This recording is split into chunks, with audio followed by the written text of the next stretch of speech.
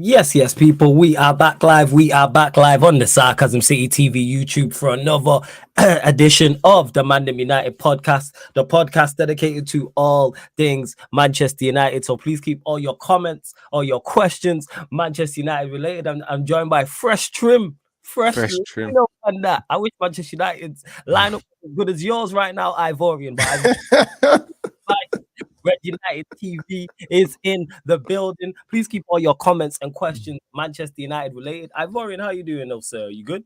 Yes, indeed, Flores, I'm good. And you're right. Yes, we wish Manchester United's lineup was as good as my Yo, lineup that right is now. fresh to death. Fresh trim right That is there, you know. fresh, yo. Your barber, yo. Salute to your barber, whoever that is, man. You had to do me justice because you knew what type of weekend I was going to have in it. So you know what? I know what type of weekend you're going to, but I'm going to make you look good at least. While you're losing, I'm going to at least make you feel good. To get me? You know, it was a tough one because we predicted this. You know, we predicted this. In the way it happened. But boy, I'm good, man. I enjoyed my weekend, enjoyed the birthday as well. Turned 34. So it's your birthday. Like, Happy because we wish you an early, but so yeah, man, happy belated. I know we wish you before. Happy belated. Hope you enjoyed it. You know what I'm saying? At least United didn't play on your birthday to ruin it. Yeah, I know. They couldn't ruin it. My birthday was on Saturday, so I got it all in before that Sunday. But it is what it is, man. Big up to everyone that's tuning in right now. Remember to smash that like button and subscribe to it. Yeah. As always, man.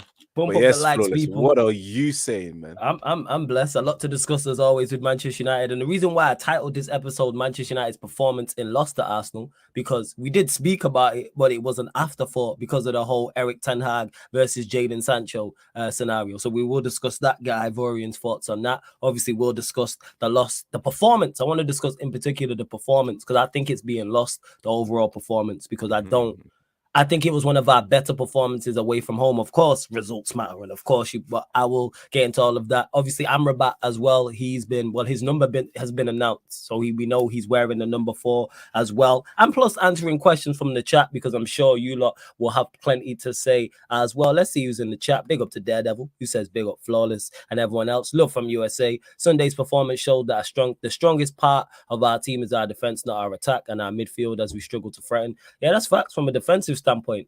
We were fine for the most part. That's why I don't really have any issues, but offensively we struggled. But the reason why I wasn't surprised, I didn't get mad during a watch along, I'm not upset afterwards, is because I know where our attacking players are at. And that's more so on us not doing the correct business in the transfer window. Of course, Højlund could potentially change that. Mount's just a waste of a signing, but here we are. You know, here we are. Big up to Neville B as well. So big up Flawless, Fresh Trim, and everybody. Big up Starlord. I see you. It seems to be warm everywhere because it's warm here. It's warm here. I should have really done this outside, but we move. It is. In regards to, because True Blue's asking about the Anthony stuff, I'm just waiting for more information to come out regarding it. That's why I've not spoken about it. I was like that with the Greenwood situation, and it's the same with the Anthony situation. Until more information comes out, I can't speak on what I don't know about. Very similar to when I spoke about the Jadon Sancho scenario in regards to not what they both said publicly, but training. I hate when people say, oh, well, Ten Hag's right or Sancho's right. We don't know in regards. We don't know what's going on in training. But anyway, your thoughts, Ivorian, on the game will go there. Manchester United 3-1. Manchester United's 3-1 loss to Arsenal. Yeah. You know what? Yeah, it's not nice when we lose to Arsenal. You know, Arsenal out of all people. But we did last week when we did discuss it, and you asked me my prediction in that game. I told you guys the truth, and I was just being honest. And I was like thinking, you know what it's like playing Arsenal on a Sunday, 4:30 p.m. and the sun is out. It's a long night for us, and it was curtains. But the story was quite different because, of course, Arsenal, they're running their bants and all that stuff. But deep down in their heart, they knew that Manchester United themselves didn't really deserve to lose that game, because in that game, the first 45 minutes, which I was really impressed with the way Manchester United were calm in possession, controlling the game as well. It's the first time we've ever seen Manchester United in the first 45 minutes flawless, where they dominated possession. And I know Arsenal can say that we probably played it into their hands because they just sat back and focused on what we had to do. The only sad thing about Manchester United's possession that is the fact that we couldn't open up Arsenal's defensive line. So they were well structured at that moment there. But it's sad. But it was promising in that first 45 minutes. Even the goal that came from Marcus Rashford, a beautiful pass flawless from Ericsson to just find him and open up Arsenal for Mark Rashford just cut inside and finish it really well. But as we were celebrating flawless, we didn't even get to sit down. By the time we sat down, the next thing 36 seconds in, Manchester United do what they always do. They just fall under pressure within the as soon as they take the lead in the big games, and of course Arsenal equalizing. But even in the first 45 minutes after Arsenal equalized, Manchester United still showed resilience and still in control. At times we did lose, momentum towards the end of the first half. But still, I was proud. I was pleased with that performance in the first 45 minutes. But the second half, now that's where the tales or two tales shows, because of course Arsenal came back stronger, starting off the second half slightly stronger against Manchester United, having possession as well and causing problems as well. And I have to say, I didn't even forget to say big up Onana in the first 45 minutes, because he was sensational with the distribution coming out as well, making the 11th man really matter in a football pitch. But it's just a shame that we don't have the guys up front making the right decisions going forward, to capitalize on the strength that we've got from Andre Onana. But back to the second half, where Manchester United just started off a bit slower compared to Arsenal. And then again, later on in the second half, Manchester United as well showed strength as well. The goal that we scored, of course, many can say what they want to say. We all have their opinions, and we're not just going to say we're going to blame the referee and all that kind of stuff. But in my opinion, it looked like it was onside, but the rules has changed. But it was just unfortunate. The rules is the rules. That moment there, we knew that if we scored that goal was given, we would have won the match. It would have been a different tale. But then the white flag came out of Manchester United the moment Harry Maguire was put on. We all knew it, flawless, bro. Soon as Maguire came on, it's like, oh, there it goes, the neighborhood. You know what I mean, flawless, man. We knew it. We was like, deep down our hearts again, Harry Maguire can fuck this shit up, and he did. We saw Leicester's back too. In our defense, we'll ever see that Johnny Evans coming on, and it was just a moment of madness, because that 90 minutes, Manchester United did not deserve to lose that game. And then the last 8 minutes, the madness of that 8 minutes of Manchester United conceding that goal, Declan Rice. Yes, there was a bit of foul, but at the end of the day, as a defender, you should be able to hold your own. Johnny Evans as well. Declan Rice scoring, yes, controversy and all that stuff. Even though Højlund's internet, there's controversy towards that. But again, let's not blame referees. It's down to us finishing ability. We did not finish most of our chances, and Rashford had these opportunities to square it to Højlund, and he did it. And then the third goal, defensively, we were just not good enough with Evans and Maguire, and we just suffered from there. 3-1, Gabriel Jesus did his bit. He made Onana and the defense look stupid, but it is what it is, man. But yeah, we're chasing the game at that point. I don't even mind that. The third goal, I don't mind, because you're chasing the game at that point. So yeah, go on. Yes, but regarding the substitution with Højlund, I'm just glad to see that he showed way more for me than what Martial showed me in the last 2 years in performance in the first 30 minutes of vibes. So I'm pleased to see it. I'm looking forward to see how that develops, because you can tell that we've got a decent striker that can hold up the ball, and the pace is there as well, especially with the counter attack that we had with Marcus Rashford not finding his man and just passing it on so Højlund can finish it off. And then of course the strength as well. Arsenal suffered as well. Gabriel suffered. Gabriel's sorry as well. As soon as Højlund, he tested the Højlund strength, he was like, yes, I'm in a fight right now, because Martial wasn't on anything in that whole 70 minutes he played, or 60 minutes. Typical, he wasn't on anything. Typical Martial, isn't it? Yeah, typical Martial, And again, he's also one that probably has to look at his performance, look at himself, because he might not survive, probably come to January, depending on what Manchester United want to do. But yes, Manchester United, 90 minutes, they made me happy. We didn't deserve to lose, but the 8 minutes of madness is what Manchester United need to be working on as well. Like, concentration, especially in the big games, matters, especially when you're going 8 minutes are going to be added. And throughout the whole season, you're going to see 12 minutes. You're going to see just mad numbers being added in extra time. It's about being able to handle it and having the character as well to finish off the game. It was just poor game management from the last 8 minutes. But again, Arsenal fans cannot talk. We didn't deserve to lose that game. In my opinion, they were lucky, flawless. But we move on. We lost our game. We got those 2 losses. Get it out of the way, and we work from what we have right now. But yeah, there's a lot I get what you're saying in regards to balance of play. Like we did deserve to get something out of the game. But I've said this. I said this on the day. I said this yesterday, and I'll say this again today. You can't give up the 2 goals we give up, in particular the first 2 goals, and win football matches. Them 2 goals, I repeat, are unforgivable to give away.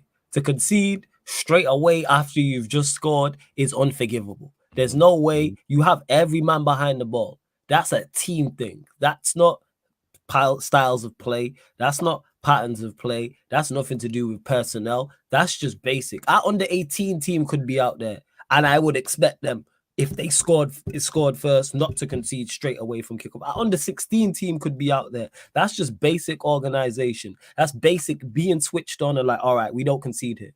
We keep it tight for 5-10 minutes. Just basics. And then the second goal, Rice being able to bring the ball down from a corner. That should never happen at any level. That's despicable defending. That's disgusting. That should not happen again. That's not down to skill. That's not patterns of play. That's not style of play. That's not personnel. Marking your man is not personnel. That's basics. You could get a Sunday League team. Me and you could put together a team and go play Arsenal, and that shouldn't happen. Now, if they carve you apart and Saka has a moment of magic, or Odegaard does, or Martinelli, or Jesus, or Rice, or whoever, you hold your hands up and say, that's just top quality players doing what top quality players do. Those 2 goals are despicable. And that's what's cost us in this game. Because if we defend properly, we get something out of the game. Maybe a win, maybe a draw. And we're here talking completely different. Because we set up correctly. The manager set us up and coached us to get something out of the game, and we should have. And to the players' credit, for the most part, they implemented it. Yeah, they did. We kept them quiet. We Arsenal, who have one of the better attacks in the league, whether I personally think is probably 3rd. They're one of the better teams in the league as well, 2nd or 3rd, wherever you put them. We kept them quiet. Yeah, they scored minus the 2 goals that they scored. I'm talking about, well, the 3 goals that they scored. The Havertz miss where he's mishit it. The Saka one where he's put it straight at Onana. That's pretty much it. If someone would have told me that United would limit Arsenal to next to nothing, I would definitely, 1, I would have been shocked, and 2, I would have taken them. I was pleased with that, because we look like Manchester United of last season, because that's why we got so many good results, is because we were so defensively resilient. And for the most part, we was, but you can't go to sleep. And it happened against Forest. It's just that this time, instead of it happening in the last minute against Rice, this time it happened in the last minute with Declan Rice. It happened in the first 4 minutes against Nottingham Forest. Because them 2 goals we conceded against Nottingham Forest are the exact same in terms of unforgivable. There's no way you should concede a goal from your own corner. Why is there not minimum 2 people on the halfway line? Should be minimum 2 people on the halfway line. Maybe even 3, depending on who you're playing. Why is there no one on the halfway line? Why is that? And again, that's a team thing. That's nothing to do with patterns of play. That's nothing to do with style. That's nothing to do with personnel. That's basic concentration. Same after we've gone a goal down. Willy Bowley gets a free header inside the 6-yard box. Again, basics. Basic. That's what it is. Absolute basics. And to James, who said Arsenal had 9 shots to Manchester United 2. What did you man nullify? Just because you have shots doesn't mean that you weren't nullified. Just because you have shots, you can have 20 shots. But guess what? If 18 of them were from 25 yards or more, what do we mean? When I say nullified, so I clarify to that. When I say nullified, I'm talking about clear-cut chances, since I have to be specific. So I elaborate on that. What clear-cut chances did Arsenal create in that game? The Havertz one, which I will, where he air-shotted it, that's a clear-cut chance. And the Saka one, that was it. Yeah. So yes, we did nullify them when I say that. You can have all the shots you want from tight angles and 25, 30 yards out. I care about us being defensively resilient. And for the most part, we was. Apart from the 2 times I mentioned, and gifting you 2 goals. The first one was a good team goal, but United should do better for that. Second one, Declan Rice, you should never be able to bring down the ball in the box. But we did it with Eddie Nketiah. The thing is, it happened in the first half, and Eddie Nketiah did the same thing. Man said 5 clear-cut chances. I disagree, James. I don't think there was 5. Actually, yeah, there was 5 clear-cut chances. You're right. 5 clear-cut chances, yes, but we nullified for the most part, because 2 of those 5 clear-cut chances came in the 90-plus minute. So I'll take that, because the clear-cut chances that Arsenal created weren't of their brilliance. It was us. It was our mistakes. It was our mistakes which cost us. The Jesus one, you're chasing the game. Fair enough. I'll take that one. Rice bringing the ball down. That being said, it took a deflection. Is that a clear-cut chance? Maybe you can argue. I wouldn't even say the Rice one is a clear-cut chance. If he don't score that, I'm not saying he should score. That's not an easy chance. Plus, it took a deflection. The Odegaard one, is it a clear-cut chance? No. If Odegaard misses, I don't think, what am I talking about? Yeah, Odegaard, that's not a clear-cut chance. A shot from the edge of the box is not a clear-cut chance. So the Odegaard, the Rice one, them two there are not clear-cut chances. Neither is the Rice one. Yeah, so you got Odegaard, you got Rice. So yeah, only the Jesus one. Jesus, that's a clear-cut chance. You're chasing the game. The Havertz one and the Saka one. So that's 3. I'd take that. Someone said, limit Arsenal to 3 big chances, and one of them's because you're chasing the game. I take that. Clear-cut chances, sorry, people. Not say big chances. Clear-cut. When I say clear-cut, that means you should have scored. Odegaard doesn't score that. I don't think we're criticizing him for not scoring that. If Rice doesn't score that, we're not criticizing him for not scoring that. Jesus doesn't score his chance, though. We're saying you should score because you're one-on-one with the goalkeeper. So, yeah, I'm spot on. I know what I'm talking about. Like, don't worry. You're spot on. Yeah, I know I'm spot on, man. But people try I don't know why. But yes, my point is anyway, back to it. We limited Arsenal. So I don't care about how many shots they have. They could have had 99 shots. And if 95 of them were from outside the box, cool, I'll take that. Going forward, I already know the issues that we have going forward. So I wasn't surprised. And that's where we messed up in the transfer window. Because signing Mount was the wrong move, but signing an actual attacking midfielder was the right move. Because we needed to fill that void and fill that position, and we didn't do that. But before we continue, there's over how many we got? We got over 50 of you lot in here. We're only at 25 likes. Like check 1212. Let's bump up to 40 likes, people. Let's get up to 40 likes. Hit that like button. Continue to get your questions in. Of course, if you super chat, we'll get straight to it as well. Ivorian, anything else you want to add in regards to the game itself? Yeah, no. Back to what we're saying about nullifying.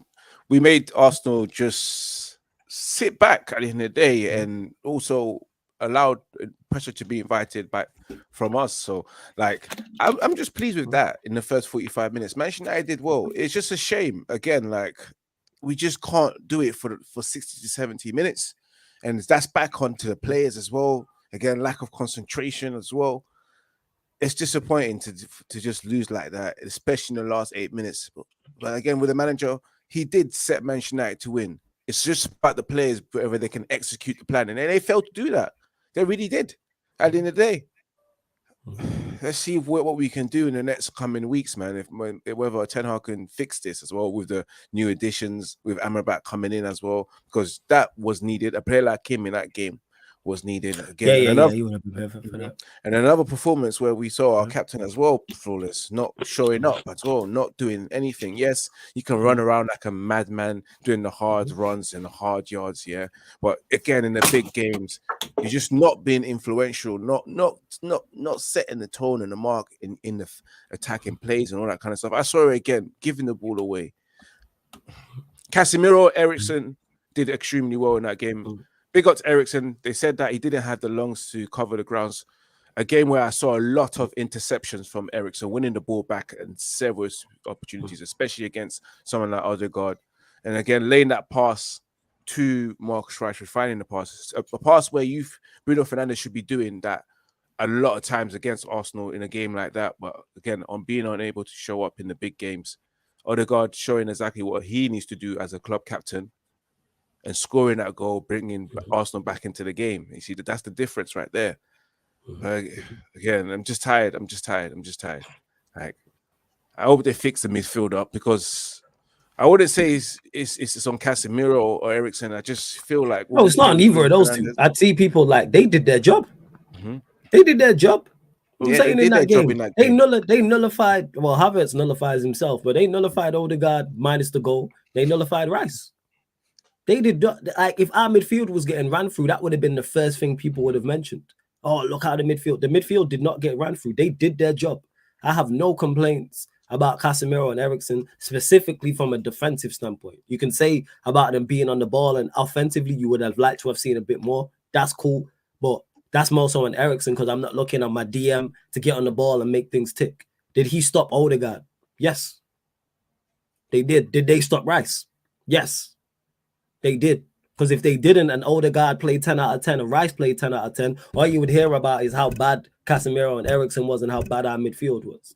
Like I said, going forward, I hear the conversation, but from a defensive standpoint, most of our play, even our wingers, Rashford and Antony, from a defensive standpoint, even Bruno, everybody did their job pretty much so from a defensive standpoint for the vast majority of the game. My issue with that game isn't us defensively. Say again? Exactly, yeah. They did their job defensively, but when it came to the moment, especially in these big games, the offensive side is where they just let us down once again.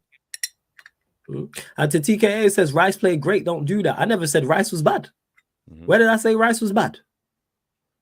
I don't think he was great, but where did I say Rice was bad? Again, don't put words in my mouth. I never ever said Rice was bad. I just said from an offensive standpoint, he didn't minus the goal, which he scored in like the 96th minute. What did he do offensively? Nothing. But yeah, go on. Thank you. To add to that, you know, watching that game, I didn't notice Declan Rice until he scored a goal. Like, let's be real, man. Yeah, he was decent. I don't know what if Arsenal can just try and just sugarcoat the fact that he was exceptional. That's what you paid 105 million for, or in the games like that. I did not see Declan Rice throughout that whole 90 minutes. In fact, the only person I noticed is Havertz, because of course, who doesn't notice Havertz in a game like that when he's playing? Do you get me? We all notice him, and Odegaard. But Rice, he probably because maybe he was doing the things that he needs to do the basic things right, and that's why we didn't notice him. Yeah, he played. The thing is, he played well. Like again, people like getting in the comments talk about, Rice was very good. Nobody said Rice was bad. You know what I'm saying? Like Rice was good. You know what I'm saying? I thought Odegaard was decent. I never said they was bad. You know what I'm saying? Yeah. Flawless, they did their jobs defensively, but they killed the attack because you guys had to be defending. Who did their jobs defensively? Who? Maybe talking about I don't know. You talk about Rice, you talk about us. Like what's he talking about? Again, people jump into conclusions rather than asking questions. Nobody ever said Rice was bad. I didn't say Rice was bad. Again, you lot, man, why you looking to defend, man, when man's not even being critiqued? Yeah, I thought Rice was good. I thought both sides were good overall. They cancelled each other out for the most part. Do I think Rice was exceptional? No. See how people are. All I did was praise Casemiro and Eriksen for what they did from a defensive standpoint. The defensive, they were good. That's the best our midfields looked all season long. Because it didn't just get ran through. Because that was the biggest top point of conversation. And that's not why we lost the game. We didn't lose the game because of Casemiro and Eriksen. I'll tell you that much. You know what I'm saying? Did Rice get man of the match? That's crazy if Rice got man of the match. I didn't think he done anything exceptional. I want to give him man of the match. That's great, but fair dues. Did Sky give him man of the match? If they did, I know. We know why. I haven't watching on Sky, so I don't know. Like, they just want to promote. They just want to promote Rice. That's what they want to do. They just want to promote Rice. You know, because he did not have a man of the match performance. Let's be real. Like, and I know Sky Sports probably gave him man of the match, and just because they want to promote Rice, it's good for their nation as well. It's good for papers and tabloids. But yeah, I did not notice Rice like that. Oh, you was talking about Manchester United defending, not right? So you're saying they did their job defensively, but that killed the attack because you guys had to be defended. No, our attack killed our attack. Don't blame that on them, man. Our attack killed our attack. You know what I'm saying? And yeah, this is the thing is, people don't know these things. Ironically, we talk about how United needed possession, but first half had more possession, and we just didn't do enough with the ball because our forward players ain't not good enough. That's nothing to do with Casemiro and Eriksen. The one goal we actually scored was due to Eriksen. He's the only midfielder. He's probably the only player on that pitch in a United shirt who can play that pass. Probably the only one. You know what I'm saying? All right, that's it. And yeah, Emma, this is what I'm saying. People don't understand nuance. You're saying someone was nullified doesn't equal saying they was bad. Yeah, that doesn't necessarily. I never said none of that. Well, like I said, Havertz nullified himself, but the other two midfielders I thought were good. I thought Odegaard was good and kept the ball taken. I thought Rice was good too and did what he had to do. I don't think they were exceptional though. Yeah. Yep, Warrior J. Dunn said this, man. This is why I don't like our attacks. This is why I didn't even get mad about the game. I know our attack's bad. Flawless always says, where are the goals coming from? And if Rashford is out, we are Chelsea during the summer, I think. That's the facts of the matter. That's the facts. The only time we look threatening is getting the ball to him. Nobody else did anything. Until Højlund came on. Højlund then came on and actually made a difference and like, all right, cool. But like, minus him, that's it. Martial did nothing going forward. Bruno did nothing going forward. Antony did nothing going forward. And I'm not even mad about it now. And I wasn't mad about it then because they're just not very good. Like, what can I say? How can I get mad at players I don't rate and I know are not good enough for not to? We spoke on it. Me and Ivorian spoke on it in depth last week when we spoke about Bruno and praised Bruno for his performance in the Nottingham Forest game. And I said he was instrumental in us coming back. And I said, watch him disappear against Arsenal. I know this is going to happen. I've seen this film before. It's like Fast and Furious. You know, the good guy's going to win in the end. Like, we know this. Like, that's just legit what it is. You know what I'm saying? Like, that's just so, it's not a surprise. It's not a shock when average players perform average. Like, it's not, we've watched Bruno in enough Big Six away games to go, yeah, you're not it. So I don't even get mad. I'm saying, big up Boss Robbo Cots. I see you in that. That's why I just understand. Like I said, I'm here for the season 2024/25. Where we move. Hey, big up Kaneki, man. Big up Kaneki. Yeah, Delo did play well. Delo, both fullbacks did their job very well. Yeah, he did play well. Like I say, nullified Saka, nullified Martinelli on both sides. So it is. It is. Flawless for you, for your guest. Yo, this is Ivori. You know who that is. It's not to say he didn't see Rice's big cap when this man was everywhere. He just said he don't think he was man of the match, which he wasn't. I don't know why you here crying about Rice, man. If you think he was man of the match, cool, you won the game. Exactly. You crying for? You won the match, and he got man of the match. Like I said, I didn't watch on Sky, so I didn't know that he got man of the match via Sky. But you won the game. What are we talking about? I didn't see Rice. I echo what he said. I don't think Rice was exceptional. I thought he was decent. That was it. Because he scored the goal, of course he's going to get the plaudits. But if Garnacho's goal goes in, I'll be waxing lyrical about Rice. Nah. No, not in the slightest. Big up Flawless Ivorian in the chat. Bruno, Anthony, and Rashford. That is not a front three that screams goals. Anthony needs to be dropped. Agree with you, David. Anthony does need to be dropped. The problem is we don't have no goals anywhere in this team. Yeah, like I don't think. Yeah, and Jez, yeah. I don't think Hoyland was anything special. I think he was just a focal point. He was just a focal point. That's all it is. He was just a target. Yeah, and we seen that just running in behind. But hey, we move. Not gonna lie, I'm kind of tired of Ten Hag. His decision making cost us again. To be honest, we would have won that game if he hadn't brought on Evans and Maguire. Who was he supposed to bring on? Yes, exactly. Johnny. Exactly. Who was he supposed to bring on? Bear in mind, Martinez had to go off because of injury. Lindelof went off because of injury. There's no McTominay, so you can't play him centre back. No Amrabat, so you can't even push Casemiro at centre back and put Amrabat or McTominay in midfield. Who was he supposed to play? How are we talking about?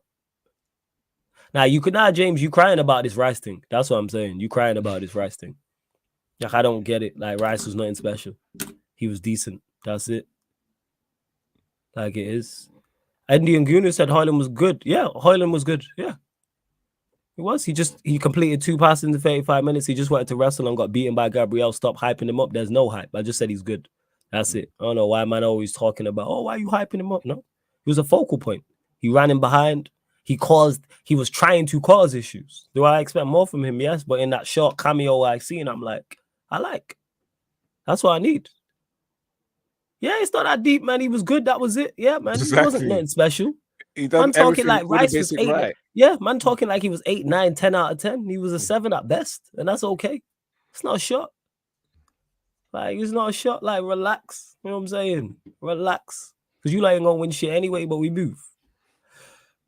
Before that, no United striker was trying to do anything. Yeah, you right. That's what it is. The bar is on the floor. Like, the bar is on the floor, Jez, in regards to that. But hey, bump up the likes. Oh shit, we're at 40 likes. Big up to you lot. Let's go to 50 likes. Hit the subscribe button on the channel as well. It is road to 8K. Make sure you subscribe to Ivorian channel. Links in the title. Click at Red United TV. Click the link. It opens up a new tab and you can find his channel there and all his socials as well. Well, I'm bugging. I just think, yeah, like Rice was decent. I thought Hoyland was decent. Yeah, man. But hey, man are saying hyping him up like we called him world class, man. Like you look, yeah, whatever, innit? You know what I'm saying? Flawless, you're being salty. I will take a 7 out of 10. That's fair then. The 7 out of 10 is fair. I don't think 7 out of 10 is man in the match worthy. I think 7 out of 10 is fair. For me, it's Rice just did the average thing that Rice does. Box standing plain rice. It was rice without no sauce, rice without no gravy, rice without no curry, if I could say. He just gave you the basic white rice. Yeah. That's what Rice delivered to us. He done everything right, all the basics right. Yeah, that's it. Yeah. That's what it is. I just said he was nothing special. That's all. If anything, if he wants to add to it, yeah, maybe Rice with ketchup on top, just because he scored. But that's about it, in my opinion. I think he was just okay. I'm not sure, but surely there's a better way to structure the team for that last 10 minutes just to prevent Evans and Maguire to come on. To be honest, it's sad we're talking about these two players in 2023. It is, Johnny. It is sad that we're talking about these two players in 2023. However, there was nothing more he could have done in terms of there was no different way to sell. You said it yourself. That's a problem with recruitment. That should have been dealt with in the summer that we didn't prepare properly. That's on us. But in regards to that game in isolation, when both your centre-backs go down, you have to bring on two centre-backs. The two centre-back options shouldn't be Maguire and Johnny Evans. However, we got 4 centre-backs missing. So it's just unfortunate. Yep. 4 centre-backs we have missing. Imagine that. Martinez, Varane, Shaw, Lindelof. Like, we got 4 centre-backs. Like, what can a manager do? If that happens to any other team, probably bar Manchester City, is going to not look good. Who's Liverpool's 5th and 6th choice centre-backs? Who's Chelsea's 5th and 6th choice centre-backs? Who's Arsenal's 5th and 6th choice centre-backs? That was number 5. That was 5 and 6. Well, people don't take that into consideration. That was 5th choice and 6th choice centre-backs. Like, it's just unfortunate. Show me someone with world-class 5th and 6th choice centre-back, and I'll show you a liar. No one don't have that. Like, that's just what it is. Yeah, unfortunately, exactly. Should they be 5th and 6th? No, I would prefer it to be 2 youngsters in an ideal world. But even if it's 2 youngsters and we concede, then it's like, oh, we need players with experience. Can't really win. It's just unfortunate because it's not really on those two for those 2 goals. That's a team thing. Got to do better as a team. See, Jez is saying we don't have a 4th choice centre back, like literally, and that's so. Imagine they got 4 injuries to 4 centre backs. What would Spurs look like? What would anybody look like? But hey, we move. Hey, big on my big bro, Aviate in the building, says yes, Kings. Love to Aviate. This is big bro in the building. Large up, man. Good to see you, big bro. Hope you're blessed and everything like that. Jez, they want a parade. I don't know what it is. We literally said Rice was good. Man, what a parade. To Dennis, who's talking about Kears on Big Six Banks. Hey, Kears is that's my dad. You know what I'm saying? I love all the Big Six Banks gang. Like they're my cousins and that. So Kears says what Kears says in it. You know, like I know what he's like. I take what he says with a pinch of salt. I really do, man. He just loves Arsenal through and through, man. That's what it is. I just take it with a pinch of salt. I really do. I really do. See, yeah, just this is what people would have preferred. And like I said, if Manchester United would have threw out an academy pairing, say it was Mengi and we didn't sell him and another, and we conceded, the conversation would be, why have we not got 2 more senior centre backs? Why have we not got someone like Johnny Evans? That's what the conversation would be. So just unfortunate, man. 4 injuries in one position, like so be it. But we move. But moving on to that, they want to know your thoughts on it, Ivorian. Eric Ten Hag versus Hag and Sancho. Talk to us. Oh shit, bro. Do you know what? Yes, again, this again, I keep saying this Manchester United just keep giving, you know, this tough moments just keep continuing every week. EastEnders drama is flawless, you know. Like as soon as we lose as well, 1 hour later after the press conference, we get more drama. You think it just doesn't end, and then 24 hours later we get some more drama on another player. But back to the Sancho situation. My thoughts on it: yes, the manager was asked a question about a player not playing or being admitted from the squad. And to be honest with you, I don't know why they need to ask certain questions like that. You know, a lot of people get dropped and not be put in the team. So why do you feel the need to be asking about Jadon Sancho and Scott McTominay? You know, we lost the game. It shouldn't really be about who didn't play. But they asked him that question. And I can tell he's probably annoyed when he keeps getting asked questions that he doesn't want to be answering to. You can tell the same his response regarding Harry Maguire and probably David De Gea's future and all that kind of stuff. He was probably annoyed, but he spoke the truth there at the end of the day. You know what? I can't blame him if his thoughts were the reason why I didn't pick Jadon Sancho was because he hasn't performed in training of late. And that, you know, manipulated the decision of choosing the 21 players that go and play against Arsenal. It's normal. A lot of players get dropped, you know. If you don't perform in training, you might not get selected. Yes, people can argue that, oh, yeah, Anthony doesn't put in the performance, but We don't know what Anthony's doing in training. We can't talk because we don't see it. Same thing with Sancho. We've seen little clips and all that stuff that Sancho's not doing push-ups enough. He's not even doing it properly. So that's a little something. But back to it, yeah. What the manager said, he justified and he's right to say what he has to say. It's not like he slandered the guy and said that he's been X, Y, and Z. He just said the truth. The guy didn't perform well in training, and we just thought he wasn't best to be selected in a match squad. However, going with Sancho's, what he said in his statement and what the things that he said, that's where I think is a bit wrong, because at the end of the day, you cannot determine whether you've performed well when you're being employed and you're against your employers. Your employer assesses your performance.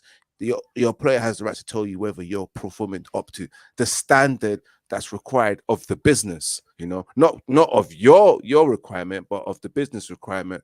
So you can give an input of what you think you've did well at the end of the day when you're doing a performance review.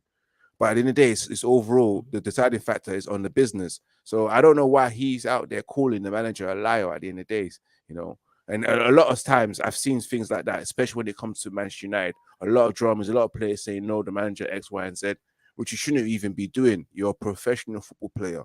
You shouldn't be breaking any conduct. As at the end of the day, if you get criticized by your employers, you have to take it on the chin, at the end of the day, and just it's the truth. But again, we live in a what's called world where everyone's just out here being soft and being like snowflakes at the end of the day because you got called out. With Jadon Sancho, there's no excuses of calling out your own manager. Your manager just was asked a question. It's not his fault. He said what he had to say, and you're just reacting because you're not happy about it. It's life, man. Work on your game. How do you know he's just trying to ginger you? Persuade you, motivate you in a way for you to think in your head, oh yeah, you think I didn't do well? I'll show you next time in the next 2 weeks. I'm going to work on my game. But yet you're soaking, and it's been 3 years. I'm sorry, it's been 3 years. We haven't seen anything of Jadon Sancho. The man, even himself, gave you a chance, and I can probably just tell that Erik ten Hag is probably annoyed, Flawless, by the chances and opportunities given Sancho. Yes, you can say that Anthony played a lot of games, and he's. But at the same time, maybe Sancho wasn't impressing in training. And again, Sancho was the only player that got 3 months off during hard times based on personal decision. And your manager backed you then and reintroduced you to the squad. Well, but again, before you carry on, 1 second. Yeah, Sheik, post that, please. The United 25 Champions League squad. Thank you. Yeah, go on, carry on. I just want to get to that. Go on. And as weeks have gone by, even during pre-season and on up to now, you haven't really featured regularly. Why is that? And I've heard the club has been trying to sell him as well because, of course, they're not impressed. He's one of the highest paid players in the team, and again, he's throwing stinkers majority of the time he comes on. So yeah, in my opinion, Sancho doesn't really have a right to get too upset. Yes, you got criticized. I get criticized at work. I don't go to my Twitter account and start saying F my job and all that kind of stuff. My manager's X, Y, and Z, you know what I'm saying? No, I take it on the chin. I look at myself and see where I can improve on and move on from there, man. What can you do, man? But yeah, man. That's my opinion overall. Whether people like it or not. Because people wanted to know, and I wanted to know as well. Because Warrior J did ask, and I knew we was gonna get into it anyway. But yeah, in regards to it, it's tough. And I said this because we don't know who's right and who's wrong in regards to the training side of things. We have no idea in regards to the train. We don't know. I'm saying Ten Hag could be 110% spot on, and Sancho is not doing what he wants him to do in training. That could be true. However, on the flip side, though, it could be true that Ten Hag is unfairly criticizing and unfairly targeting Jadon Sancho, and Jadon Sancho has the right to have an issue and have a chip on his shoulder about that. So that's one thing I don't like is people talking about, oh yeah, he's clearly not putting it in training. How do you know? We don't know that. We got to stop, say, I think he's not putting it in training. That's cool. But don't state it like it's a fact when we simply don't know. You don't know. I don't know. Ivorian doesn't know. Nobody speaking on this doesn't know. There's a hand. You know who knows? The people who are there watching training week in, week out. Ten Hag knows. Sancho knows. Teammates know. Coaches know. Like I said, people actually involved in the situation. When it comes to what Ten Hag said about him publicly, I'm never with that. I don't like, I've said it before, I don't like managers publicly criticizing players. Privately, do it all you want. Privately, do it all you want. You can criticize players behind closed doors, but publicly, once you do that, it leaves the door open to this type of thing.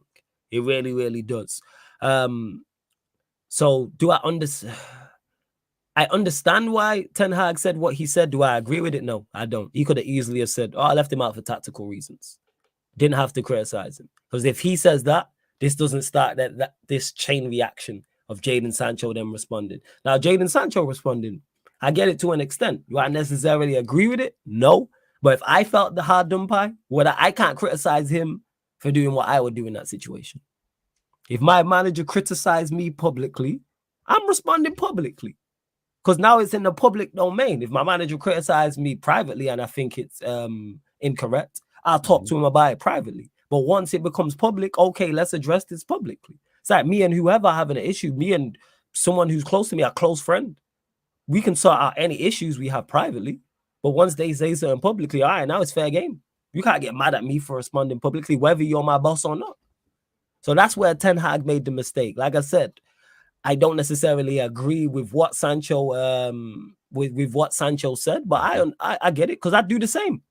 Right or wrong, I don't care. I couldn't give a shit about being right or wrong. You know how I know this? Because I've done this type of shit before when I've worked at places.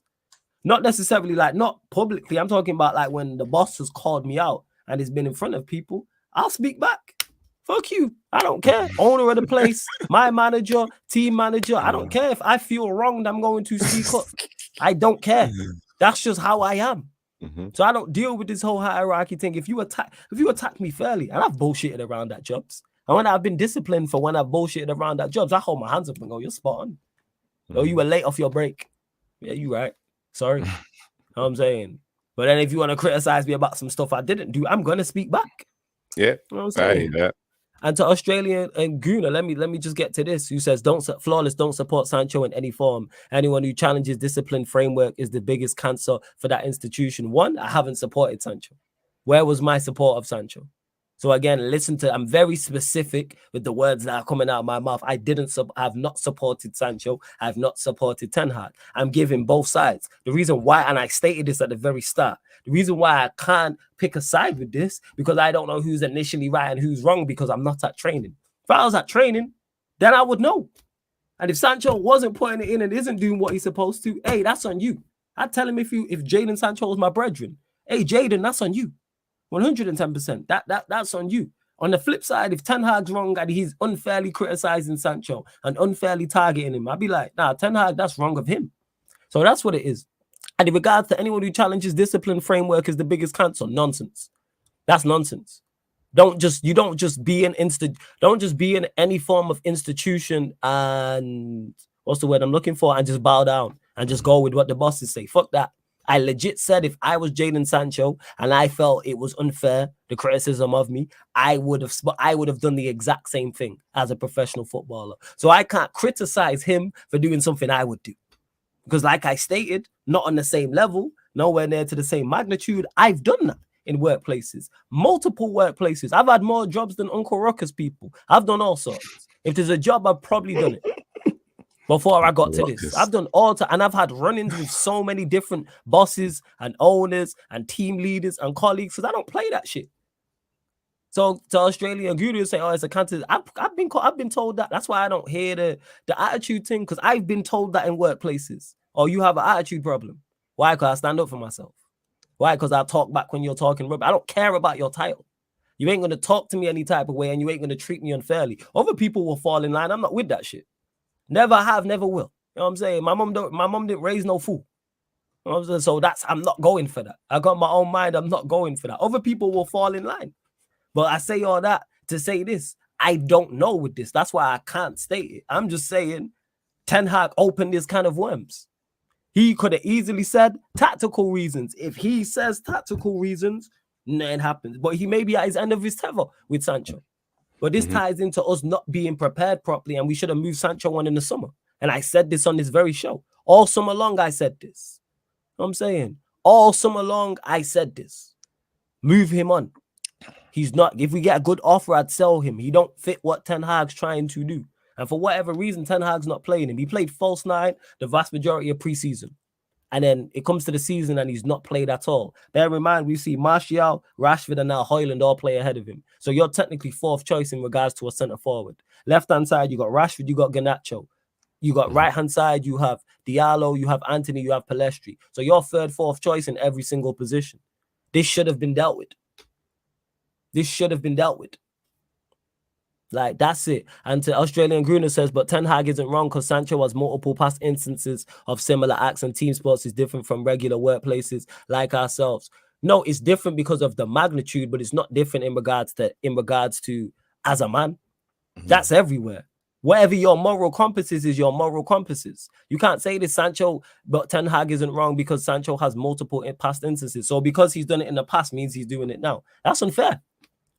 So he's being judged for something that happened when he was at Dortmund and when he was at City. So he's being judged at something when he was 16, 17, 18. And how old was he at Dortmund? 18, 19. Imagine we all got judged. I've already imagined you got judged now for stuff you did as a teenager. What was your attitude like as a child? My attitude as a teenager stank. Yeah, awful. Carefree, don't give a shit. It was awful. My big bro in the chat, he knows what I was like. AV8, that's big bro there in the chat. You see his name. Ask him what I was like as I was a teenager. Ask him. He'll tell you. Attitude stank. He helped me out. You know what I'm saying? That's one of my mentors. Attitude stank. Even as I got older. So I'm not going to hold him accountable for what happened at 17, 18, 19 for him now at 21 and say Ten Hag isn't wrong. No, I'm not saying Ten Hag is wrong. Again, don't put words in my mouth. I'm saying if he doesn't say that, it doesn't set off the chain reaction. He sparked this. He started the fire. Sancho's poured fuel on it. Don't start the fire. Don't start the fire. That's why I said, even though I understand what he said, all he had to say was tactical reasons. Then Sancho doesn't say what he says. Or if he says tactical reasons and then Sancho said what he says, I'll be like, nah, Sancho, you didn't need to do that. Because he saved you. He could have threw you under the bus. But I just don't think what he said was that bad, in my opinion. You know, he just basically said he hasn't performed in training. You know, and you know, I mentioned there's a certain level of standard. You know, he didn't reveal what the standard was. He didn't reveal how bad he was in training. But yes, I can understand that Jadon Sancho took it the wrong way and reacted to it. But did he need to react like that? I don't know. I can't blame anyone for their decision making and how they'll deal with things. But could he have went privately in the whole situation? He could have, but he didn't have to react publicly like that. You know, it just doesn't look good for him in terms of him wanting to play football. You know, if he done it privately, there's a better chance of him getting game time. But because he done it publicly himself, he made that decision. And in the day, Ten Hag was asked a question, you know, right on the spot there, doing his job while he was working, being interviewed. So that's a bit different, man. Because again, we don't know how we will handle a question like that if we was in the public eye with a lot of people standing there, and it echoes around the world. So we'll see what happens, man. Like, again, both people are wrong in the way they decided to go about it. You know, it could have been handled differently, but we'll see what happens, man. I just think on a player side, because they're players, they're the one that's going to receive the harsher punishment at the end of the day. It's not going to be the manager, Flawless. It's not going to be Ten Hag that's going to be not managing the next couple of games. It will definitely be Sancho. So for his career's sake, he shouldn't have responded in that kind of manner. You know, could have just spoken to him privately. Said, "Listen, I don't like what you said about me on TV. You know, it will never run again. Don't do that. You know, because I respect you and you gave me chances, and you also was there for me when I needed those 3 months off. But we can't. And then you go from there like man's. But let's see what happens, man. I think he's messed himself up. Sancho messed himself up right there. Hey. Do you think he's messed himself up in terms of getting the playing chances that he needs? No, because now it's just like, all right, knuckle. I think if you knuckle down, I'm not saying he's not. Again, people, I'm not saying he is or he isn't. But if he knuckles down in training, I think he'll get his shot. I think he just has to knuckle down in training. That's all you can do. And guess what? If you knuckle down in training and you're trying your hardest and the manager's still not picking you, guess what? It's got to hold that. It sucks, but that's what happens. Every boss you get in whatever you do for a living, not every boss you get's going to like you. That's just what it is, especially in professional sport. He won't be the first professional footballer at Manchester United. I won't be the first professional footballer at the highest level where the manager's just not with you for whatever reason. Whether that's from a tactical reason, whether that's your playing style, whether you, man, just don't mesh in terms of personality, unless you're just not the type of player that he likes, whatever the case may be. It's it could happen again. It happens to all. The next manager that comes in after Ten Hag, mate, and say, for example, Sancho's still here, and the next manager after Ten Hag comes in, he might love Sancho. Maybe. Like, who knows, that type of thing. Big up to AV8, big bro, who says, jumping on social media to challenge the manager I'm not with. Think you need to do it face-to-face, man-to-man. I hear that. And he should do that after. But the reason why I understand him going back publicly is because the manager said it publicly. Once you say it publicly, it's fair game. Once you say it, it's fair game. Once you say something about me publicly on a microphone and you know what that can do, again, not saying Ten Hag was right or wrong to say what he said. Personally, I would have preferred him not to, because then we wouldn't be talking about this here. But hey, that's a whole different conversation. Never criticize publicly. So I don't think it benefits anybody. When you criticize players publicly, I don't think it benefits anybody. It don't benefit the manager. It don't benefit said player. Don't benefit the team. Don't benefit the club. Don't benefit the fans. Nobody wins. Nobody wins. So, like, yeah, I hope they had the conversation, and I presume they did. But like I said, once you say something about me publicly, I'm going to respond publicly. Like someone dissing me on Twitter right now. I'm well within my rights to at you on Twitter. Or it's like somebody being on a live stream on whatever, somewhere else on YouTube, another content creator, and dissing me. And then I respond on Twitter. And people are like, yo, why are you responding on Twitter? Oh, he just said it publicly. Big on my guy Eddie as well. Large up Eddie. So yeah, that's what it is in regards to it. I can't really comment in regards to initially. But I don't really like that. And to GC, again, this is speculation. See, Sancho reacts like this because he knows how his fan base already has his back. Otherwise, he probably would have kept himself quiet. I don't think he thought about all of that. But again, this is all speculation. I think he heard something he didn't like that he said was untrue, and he got it off his chest. Because this just wasn't the week of training. What stood out to me was two things. One, he said that he's being scapegoated. And I would love to know what he meant by that. And two, he said there's many more reasons why I'm not playing. So this is not just a 1 week thing. This has been building up for some time. So I generally think it's because the club been trying to sell him throughout the whole summer. He was one of the players that you reckon it was. You reckon that's what it was? Yeah, Talk about it. So that's why he's saying that I'm being scapegoated. You know, it's not. That's just not the only reason why this is going on, because the club wants to get rid of him as well, man. And I don't think Ten Hag himself probably favors him anymore. Probably lost interest in him in terms of what his plans with Jadon Sancho, because Jadon Sancho as well hasn't performed to his best while he's been there. So that's what I think. You know, I just think he's just been singled out.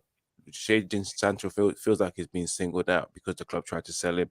You know, the whole Saudi thing, and apparently there was talks with Tottenham. I think Tottenham was interested at one point. I don't know. Jess can tell me about that, because there were links, little slight links, and Chelsea as well. So we'll see what happens with Jadon Sancho. Let's see in January as well whether he remains at the club. Because I just feel like his time is done, and that's why he's coming out like this way. Time has been done. This time has been done. Before we continue, though, over 50 of you lot still locked in at 56 likes. Let's bump up the likes, check 1212. Let's hit the like button. Continue to share this across all of the socials as well. We're at 7,908. We're looking for 2 more subscribers. There's over 50 of you lot in here. Continue to get your questions in as well, people. It don't have to be on any of the topics we discussed. It can be. That's absolutely fine. But get your questions in. Of course, if you super chat as well, we'll get straight to your question. Please just keep it Manchester United related. We have just hit 7,910. So salute to you lot. Let's get up to 7,915. 5 more subscribers, people. We're looking for 5 more subscribers. Hit that subscribe button. Hit that notification bell. All that good stuff as well. Ed says, I don't like how it sections the fan base, trying to turn into civil war. I want peace at my club. Let Jadon and Ten Hag squash this, move on, but let her be at United elsewhere. You know what, Ed? No disrespect to you, because you're my guy. Couldn't give a fuck what the fan base thinks. Couldn't care less. I don't care for the fan base. Couldn't care less. You know who I care for? The team. You know what I'm saying? I don't care for the fan base like that. Like, if the fan base wanted pick sides and have sections and be, oh, I'm with Ten Hag and I'm with Jadon Sancho without knowing the full story, hey, that's just the genders. That's all I'd say about that. I couldn't care less. And in regards to peace, again, couldn't care less. could not care less about it. They'll squash it. I hope they do come to a conclusion, though. They come to some form of conclusion. That's why I am with. What are you saying about this? This is an interesting comment. Your thoughts? No, I like a bit of peace, man. You know what? Yeah, it's been a while and so long since Manchester United have had peace throughout a whole season in terms of this whole season campaign. Because how many times are we going to go through this flawless? You know, we just keep sorting one thing out, sweep it underneath the carpet, something else comes up, and again you try to deal with that all the time. Especially when you're not even the team themselves flawless. They're not even playing well. They're not winning the games that they're supposed to be winning in a fashionable manner and in a fashionable style as well. So that kind of hurts as well. Like more drama after more drama after more drama. We've been getting it's been 6-7 years of this, to be precise. You know, ever since Fergie left, we've just been getting drama. We want peace, man. You know, or the day we get peace, maybe it's because everything is going right for Manchester United and. You know, all the players with egos, the bad apples, as they say, are gone. You know, and Jadon Sancho might be one of those as well. One of those players that's probably a bad apple in the dressing room as well, just like Harry Maguire. We just don't know because we don't have the insight in that dressing room. But I want peace. Plus, I'm tired, like that too much drama as well. Like, you get me? Just imagine if this was your gal, like non-stop drama. You'd be stressed. Yo, leave him, man. I don't do stress. You know what I'm saying? You're stressed. This is Manchester United with your girl. I don't do stress.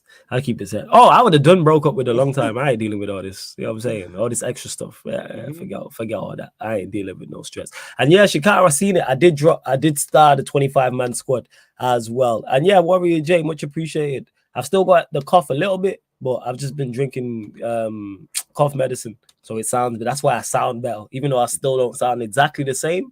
I sound much better than I was like last week Thursday. You lot see me. I was a mess. You lot seeing it. So yeah, this is the Manchester United 25 man squad. So goalkeepers, is that Bayende? Is that how you say his name? Bayende. Bayende. Onana, Tom Heaton. Midfielders I forgot to start the defenders, so I'll start them. I'll get to it. I'll find that, don't worry. I didn't even start the attackers either. Jesus, I've had a mare here. But yeah, midfielders, Amrabat, Casemiro, Ericsson, Bruno Fernandes, Scott McTominay, Mason Mount. Yeah, my God. Jesus Christ. That's just not. Let me get to the rest. I'm just looking at their midfield options. It's take out the first three names. That is so bad. Yeah, just keeping up at Carrington, man. That's what Manchester United are. That's what Manchester United are. Let me get the rest of the. I thought I started them, Sheik. My bad. 1 second. I'm actually trying to find them. I know you posted it earlier. I only started 2. I don't know why I did that, but here we are. Let me do the rest. Somewhere in there. Let's find it. And make sure you lot go subscribe to Ivorian's channel as well. The link's in the title. And follow him. He's on Twitch as well. So make sure you follow Red United TV on Twitch and follow his is it Woman Crush Wednesday you do? The Woman Crush Wednesday on Instagram, yeah. So make sure you follow Ivorian there for the Woman Crush Wednesday. Yep. Make sure you lot do that. Particularly United fans as well. Yeah, exactly. Yeah, I can't find the rest. Yeah, go. Yeah, Sheik, I beg you, post it again, please. Yeah, well, so I can tell you though, I'm on that section. Yeah, post it again, please, Sheik. My bad. I can't believe all these. Did you read the defense out? Nah, I didn't even get the defenders. I thought I started. My bad. Defenders, we've got Diego Dalot, Victor Lindelof, Terrell Malacia, Lisandro Martinez, Sergio Reguilon, Rafael Varane, Johnny Evans, Luke Shaw, Harry Maguire, and Aaron Wan-Bissaka. And then I think, let me scroll it down. I've got the forward as well. Yeah, what's the forwards? Anthony, Jadon Sancho, Facundo Pellistri, Anthony Martial, Marcus Rashford, and Rasmus Højlund. Yes. Is that all the attackers we got? I suppose it's 25 months. Yeah, and of course there is the B list team, and Garnacho's part of that B list because he's classified as under 21. Yeah. Okay. I hear you. All right, thoughts on the 25-man squad. Let me just see if Van der Beek was included because I don't feel like Van der Beek was included. You know, in that midfield. If Van der Beek is not included in that midfield, it just says it all regarding his career because, again, he's not included in that midfield. Scott McTominay is.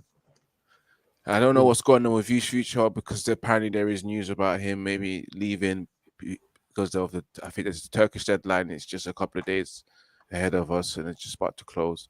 So it is an opportunity for him to leave Manchester United. But looking at that squad, yeah, it's a decent squad. What did we really expect? Did we expect Maguire to not be included in the squad or anything to just catch us by surprise? No, it is what it is, man. This Champions League squad, I'll be honest with you, it's not the strongest. We're gonna go in there and just that's being kind. Yeah, it's not the strongest. We'll just have to just go in there with hope that we can finish in second position because the squad is not strong. It's just not strong. The recruitment wasn't the best, especially when you want to compete in the Champions League. But we're not going to compete. We're just going to test ourselves and see whether we can go into the next round and see how far we can go. So that's my expectations with Manchester United qualifying for the second round and see how far the club can go. I expect maybe last 16. Shit, because we haven't spoken the actual draw, have we? Mm-hmm. No, we haven't. The draw. Yeah, because the draw was obviously Friday, and last time we spoke was Tuesday. So yeah, thoughts on our group, man? Gonna top it, yeah? Comfortable. What are you saying? No, we come in second comfortably. Yes. There's no way we're finishing ahead of Bayern Munich, an accomplished team, an elite Champions League team. You know, they're far ahead of us in what they do in their project, where we're still trying to figure who we are. So yeah, like we've got some kind draws. We got Fenerbahce in our group. Yeah, so I think we can get that win home and away. Yeah, we got Galatasaray. Galatasaray, and you confident of going away to Galatasaray and winning? Yeah, it's a difficult one. You know, going Turkey away. You know, we know about those European nights, especially in nights in Turkey, Istanbul, Fenerbahce. You know, but it will be a testy one for us, especially for Manchester United. The fact that we struggle to even win our games away in the Premier League against the big teams as well. So in Europe, it's a different scene. It's even tougher because the opposition are really up for it. You know, it's like a big momentum playing Manchester United for those Fenerbahce fans, isn't it? No, I mean Galatasaray. Is it Galatasaray fan, not Fenerbahce. Yeah, Galatasaray. Yeah, for those Galatasaray fans, it's a big night, so they'll be up for it. So it'll be a testy for Manchester United. But I think depending on where we are when it comes to it, I hope we're in a better position than where we are right now. We might get those wins away. Copenhagen, I definitely think we'll get a win home and away. It's just the Bayern Munich game away, we're definitely losing, and at home we possibly will lose or draw. Because I don't see Manchester United getting those wins against Bayern Munich unless Lady Luck strikes us flawless. But we'll see. It depends on how Manchester United develop in the next couple of weeks. We getting second, man. Let's just call it okay. Comfortable second, in my opinion. Yeah, like the home games, I trust us. Even Bayern Munich. Bayern Munich at home, Galatasaray at home, Copenhagen at home. Even Copenhagen away. The big issue is Bayern away, which is the first game up, and then obviously Galatasaray away, which I think is the fifth game. I think it's the fifth game. They're the concerns. Is these away games, in particular those two. But I think we'll have enough to get out of the group. I'm not saying it with any confidence though. Right, I'm out till December. What is the injury? Jesus. What is going on? Is he really out till December? Just that little injury in preseason. That little knock. December. He got injured for a long time. Malassi is out for time. What is going on? Dropping like flies, you know. Dropping like flies at Manchester United. I don't know if it's the training. One sec. Yeah, guys, as I said before, I don't know if it's the training, the fact that they have to press now. These guys are just dropping like flies at Manchester United, man. They're just not ready for it. They're not ready for Eric Ten Hag's training. Big up to everyone as well that's tuning right now, you know. Agi just says, I told you it's the Arsenal doctor. I don't know. Is it the Arsenal doctor?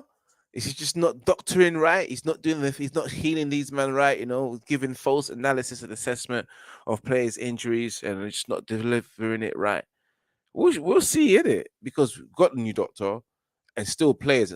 I genuinely think, Jez, the players are just not on pressing, especially when they have to work hard. You know, you look at Hag and Sancho as well.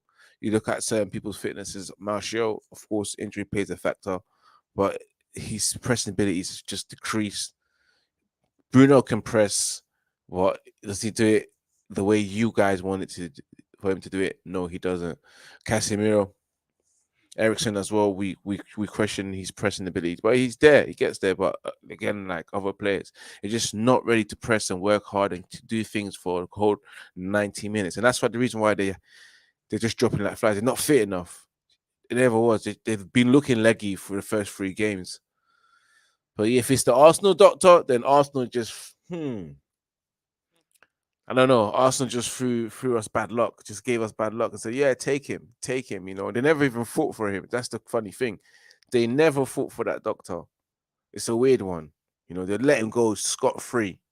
No problem. It's like the set piece coach for Manchester United that they got from Chelsea. They let him go scot-free, no pressure. You know what? You can go. It's fine. Go. It's fine. Enjoy yourself. There was a reason why. Anyway, Johnny says, I've only seen the clips of him. He looks okay, but I can't really judge. It's okay. Just comes. I know who you're talking about, Ed. But yes, guys, smash that like button and subscribe. Say if we don't win both games, MLK says if we don't win both games against Copenhagen, then we are proper shit. The Danish league is not good. It's not good like that. It's not good as it used to be back then when FC Copenhagen was a good side. You know that troubled good opposition as well. But yeah, I definitely feel like, guys, if Manchester United go to FC Copenhagen, we can win that. That's 6 points guaranteed for us. There's no way we can mess that up. It's just the Galatasaray one away that's going to be tricky, including Bayern Munich, which is definitely a straight defeat. I see it as Manchester United getting their points from the second game to game 2 all the way to game 5 until we play Bayern Munich at Old Trafford in the last game. So between game 2 to 5, that's where we can get our points. Simple as, man.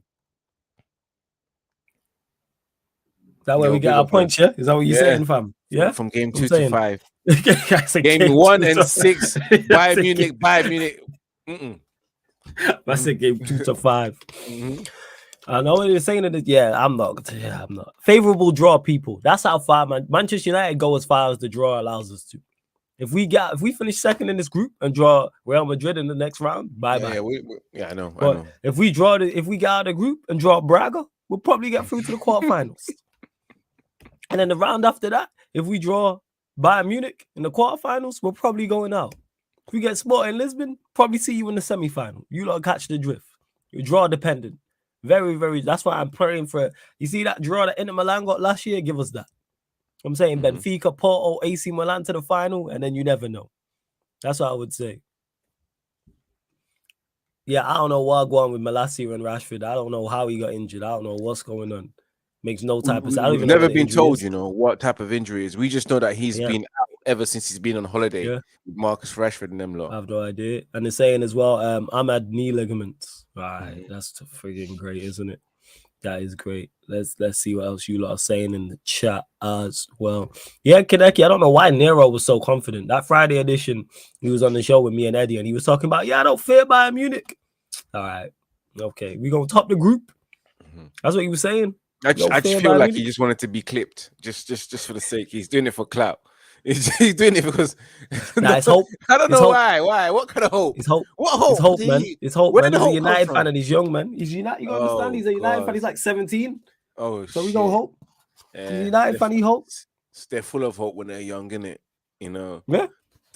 They dream big when they're young. Yeah.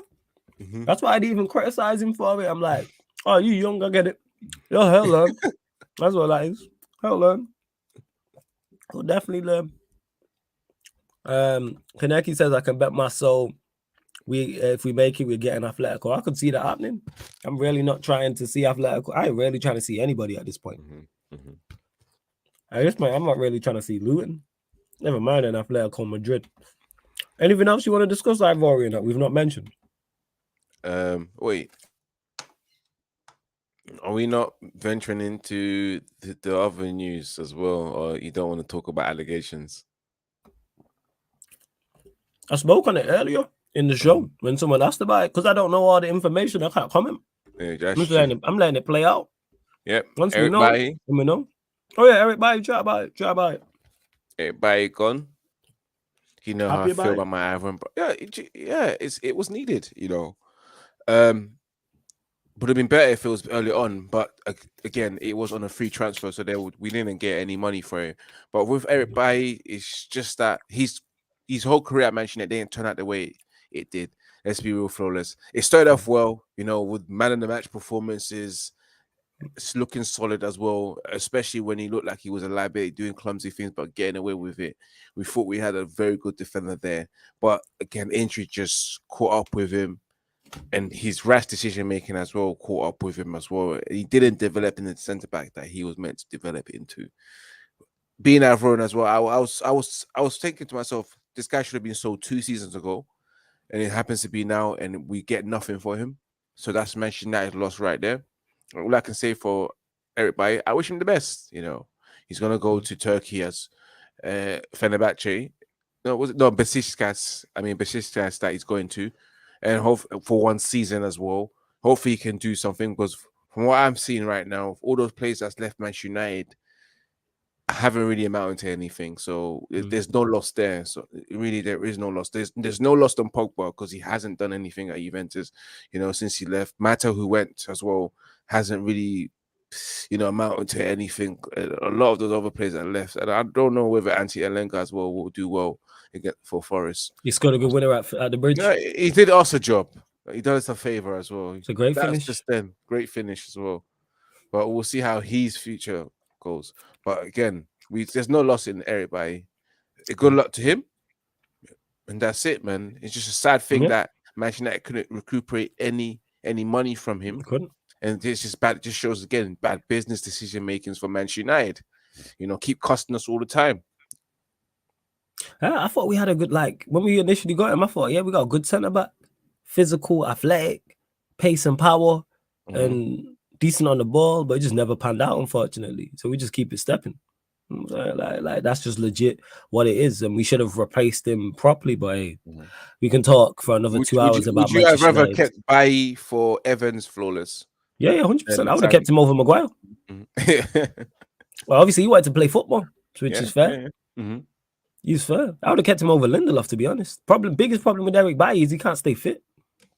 Don't stay fit. Too many injuries, man. Too many injuries. But hey, we move.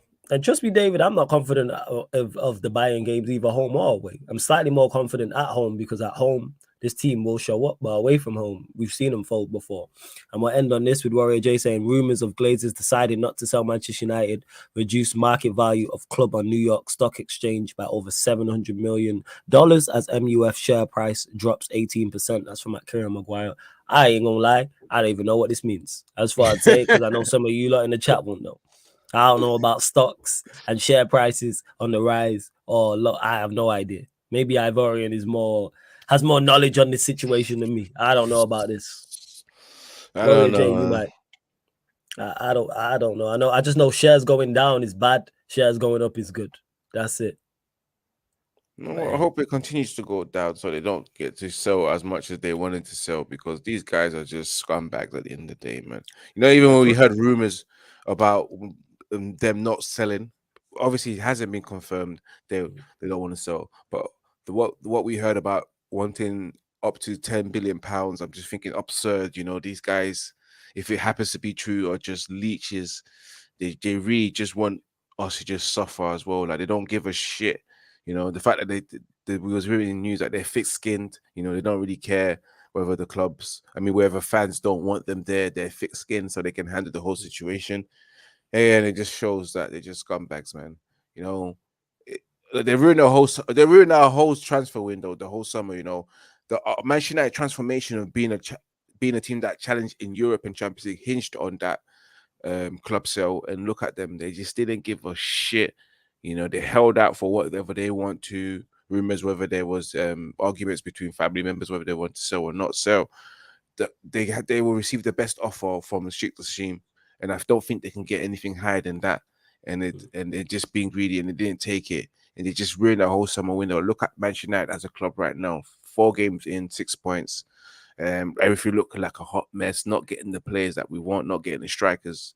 The manager's first choice in terms of strikers. Look at that. And they still... And when I heard rumors that they're not going to sell, they believe that Ten Hag can deliver silverware within the next 2 seasons. I'm like, are you you clearly don't really watch the team. Then you really don't give a fuck. You fucking with us. You really fucking with us. And have you watched this? You're telling me that you believe, and you're not backing my man in the transfer window. You're giving him third choice strikers and not signing the midfielder that he wants until deadline day, and where we could have had a midfielder in before the Arsenal game and register him in time. Like, you're having a laugh there, man. But yeah, man. With the news right there, Flawless, I don't believe it, man. Like, people are just going to throw in news to just fuck us over and make us spin us over, man. And in the day, the main problem is that the Glazers are still there. You know, we're not going to forget. You can throw the last 48 hours has been madness since we lost against Arsenal. You know, you threw the Sancho situation and the allegation between Anthony. But I ain't going to forget that you men are still there, man. Don't try and throw stories to spin me off. At the end of the day, Flawless, I know what the main priority is. Glazers are still there. They can just throw as much stories as they want. But I will always remember that they're the problem and they fucked us over. Yeah, for real. Hey, love to everyone who has tuned in. You lot are real ones. Don't forget, I will run the fan calling show, but it'll be slightly later, people, on the Sarcasm City TV kick. So I'll probably run it like 9:30 p.m., 10 p.m. That's over on the Sarcasm City TV kick. That's open to anyone to call in. You don't have to be a Manchester United fan. You don't have to call in and talk about Manchester United. You may want to talk about something else, football related. And then we're back here at midnight for obviously the first ManDem United crossover of the week, like you get every Tuesday, the Manchester United Liverpool show. So that's going to be fun because them man have got 10 points out of 12. So Saint will be there. Ram will be there. Unfortunately, Ryan might be in the building. But hey, we move. Let's hope, he just don't, but he falls down the stairs and he don't make it. But here we are, people. But make sure you bump up the likes, hit the subscribe button. make sure you hit the like. Warrior, let them know where they can find you and what you got coming up and all that good stuff. Of course, guys, you can find me on Red United TV. Subscribe to Red United TV as well on YouTube, and follow Red United TV on Twitch, and follow Red United TV on Instagram. Red United TV 1. Tomorrow, Manchester United Women Crush Wednesday. Finest girls wearing your favorite jersey, Manchester United jersey. So do you guys, for those guys as well, especially you mans there, that love the first traps and etc. Follow Red United TV on Instagram, and I'm back live 5 p.m. Thursday for your latest Manchester United news, covering everything that's happened so far this week and on the day as well. So, and then we'll see what happens in the next 2 weeks because, of course, it is International Week. I will take a break for my usual Monday show, which I go live on, but I might do it Thursday next week again. All right, well, love to everyone that looks in. And to Eddie said, yo, the day that actually happens, Flawless won't be laughing like this. Yeah, we're gonna be like, how do you fall down your stairs as a grown adult? What's wrong with you? If you just fall down the stairs of your own accord, yeah, that's on you as an adult. Like, I'm sorry. No disrespect to anyone who might be watching this, listening to this, who's fall down the stairs. But come on, man. Like, tripping up, like, down your stairs. I've tripped down my stairs, but to fall and, like, and proper tumble, that's on you, man. Like, how you doing that as a grown adult? You say Ryan's stupid enough for that to happen. He's like, yo, I was looking at my phone or some bullshit. You know what I'm saying? You know what he's like. Anyway, make sure you lot, like I said, follow Ivorian across all his socials. The link's in the title. So you click the link right now, whether you're watching this live right now or watching this back, click the link in the title. It opens up a new tab. And then that way you can subscribe to his channel, Red United TV, and find all his socials. So the Instagrams, the Twitch, everywhere he is active on. And don't forget, we are available on all audio platforms as well, people. SoundCloud, Spotify, iTunes, wherever you listen to podcasts, type in Sarcasm City TV, and this show and all the other shows will pop up. So that's on all audio platforms. So SoundCloud, hit us with a follow on there. Spotify, all you Android users, everyone who listens to music on Spotify, type in Sarcasm City TV, follow us, and 5-star us. And same for all you iPhone users as well. All you people who get your music off iTunes, Apple Podcasts, or listen to podcasts on iTunes or Apple Podcasts, 5-star us on iTunes, write us a review. The links are underneath in the description of this live stream and every other live stream as well. Drop the links in the chat. Obviously boosting the audio platforms as well, because you might want to listen. You might not want to have the YouTube app open. You might want to listen. You might be at the gym. You might be at work, and you're like, forget burning up all my data on YouTube. Let me use one of the audio platforms. Let me download the audio to listen to. I've got a long journey, wherever the case may be. But large up to all the regulars. I'm glad you lot have enjoyed the show. Big up all the new people. Check out the upcoming live stream schedule. You lot already know the pattern. And this has been the ManDem United podcast live on the Sarcasm City TV YouTube. Big up for tuning in.